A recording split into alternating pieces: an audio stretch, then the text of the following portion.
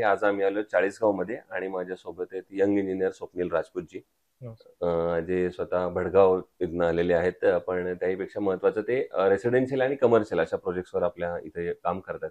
त्यामुळे त्यांचा हा आजवरचा प्रवास कसा होता, त्यांना आलेले अनुभव कसे होते, या सगळ्या संदर्भात आपण त्यांच्याशी गप्पा मारणार आहोत. त्यामुळे थेट आपण गप्पांना सुरुवात करूया. त्यातला पहिला प्रश्न असा आहे की थोडं फ्लॅशबॅक मध्ये मला जायचंय. ते म्हणजे तुमची शाळा कुठली होती, कॉलेज कुठलं होतं आणि सिव्हिल इंजिनिअरिंग हे फील्ड निवडण्यामागची प्रेरणा कोणाची होती, बरोबर. इन्स्पिरेशन कोण होतं, काय सांगाल? मी मुळात म्हणजे भडगावलाच माझं 10th पर्यंतचं शिक्षण झालेलं आहे. हम्म, लाडकोबाई स्कूल म्हणून आहे हम्म, तिथे. आणि त्यानंतर मग मी नाशिकला 11वी-12वी करण्यासाठी गेलो. हम्म. आणि मुळात आमचं पहिल्यापासून बिल्डिंग मटेरियलचं शॉप असल्यामुळे आणि त्यातली मला थोडी आवड असल्यामुळे मग मी सिव्हिल इंजिनिअरिंग ही फील्ड निवडली आणि त्याच्यातच पुढे कॅरी फॉरवर्ड केलं. करिअर केलं, बरोबर. मग शिक्षण झाल्यानंतर प्रत्येक सिव्हिल इंजिनियरचा एक स्ट्रगल असतो स्वतःचा, पहिला प्रोजेक्ट मिळेपर्यंतचा.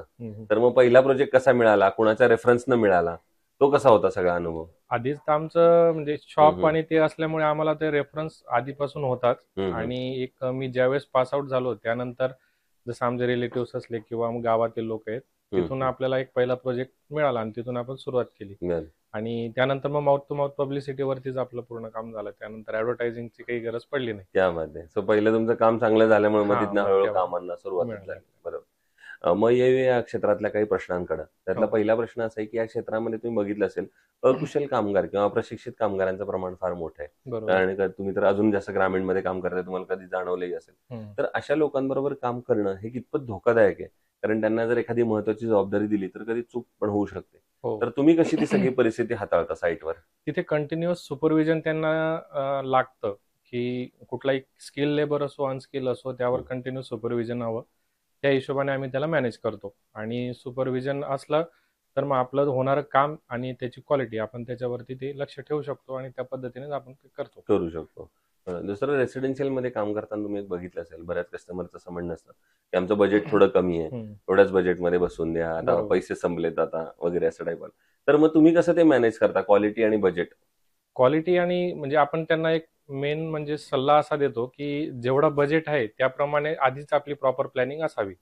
जेवढं बजेट असेल आपण त्यांना पुढे वर्कआउट करून देतो की इतका इतका आपल्याला खर्च लागणार आहे. त्या पद्धतीने आपण त्यांना प्लॅनिंग पण देतो, म्हणजे जेणेकरून त्यांचा बजेट कोलमडणार नाही. बरोबर. त्या हिशोबाने आपण प्रॉपर प्लॅनिंग करून त्यांना करून करून देतो. देतो, बरोबर. आता एक वेगळा प्रश्न आहे, तो म्हणजे तुम्ही इथले मूळचे आहात आणि आता इंजिनियर आहात, एवढ्या ठिकाणी तुम्ही कामं आपली चालू आहेत.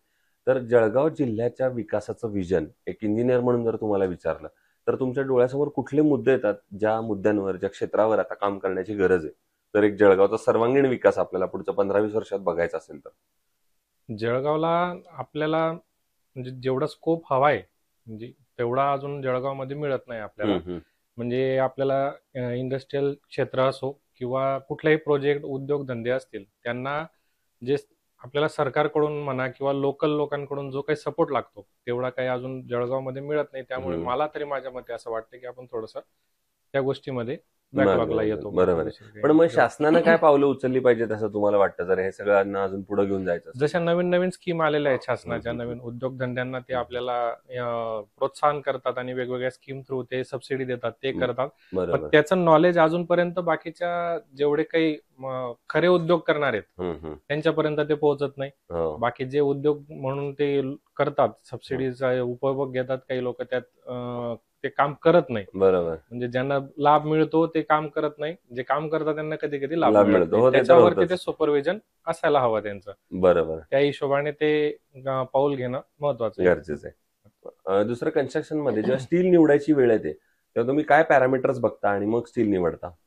आपण त्याची स्ट्रेंथ वगैरे बघतो, स्ट्रेंथ आणि त्यानंतर त्याचा जसा आपला ब्रँड असतो, ब्रँड आणि त्याचे जे टेस्टिंगचे रिपोर्ट्स वगैरे असतात त्या हिशोबाने आपण त्यांना रिकमेंड करतो. आयकॉन स्टील यापूर्वीच्या कुठल्या प्रोजेक्ट मध्ये वापरलाय का तुम्ही? माझं जवळपास 70 to 80% आयकॉन स्टील मध्येच असते. त्या मध्ये मग तुम्ही एवढा जर तुमचा आयकॉनवर ट्रस्ट आहे तर मग आयकॉनचं प्रॉडक्ट सोडून तुम्हाला अजून बाकी त्यांचं काय आवडतं? म्हणजे क्वालिटी असेल, सर्व्हिस असेल, कॉस्ट असेल?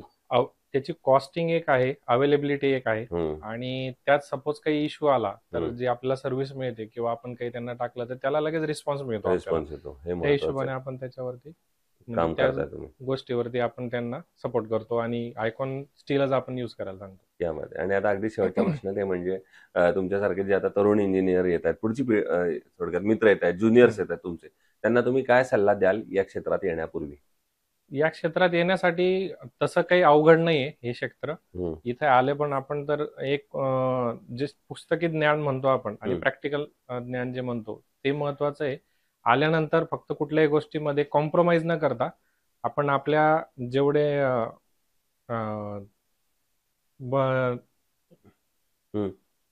नियम असतात आपले त्या हिशोबाने आपण ते काम करून घेणं आणि त्या गोष्टीवर अडून राहणं हेच महत्वाचं आहे. कॉम्प्रोमाइज न करता काम केल्यानंतर आपल्याला काही त्रास होत नाही आयुष्यामध्ये. यामध्ये तो ते इंजिनियर स्वप्नील राजपूतजी आणि त्यांनी सांगितलं त्याप्रमाणे कुठली तडजोड न करता जर तुम्ही दर्जाला धरून काम केलं तर ते तुमचं बांधकाम सुद्धा दीर्घायुषी होईल. ते केलेल्या कामामुळे तुम्हाला आणखीन कामं मिळायला सोपं होईल आणि तुमच्या अर्थात यशाचा मार्ग अजून पुढे मोकळा होईल, सुकर होईल. पुन्हा एकदा आपले मनापासून आभार की तुम्ही आलात आणि भविष्यात सुद्धा अशाच आयकॉनिक प्रोजेक्टची निर्मिती आपल्या हातून सतत होत राहू याच आयकॉन स्टील तर्फे मनपूर्वक शुभेच्छा. Thank you very much.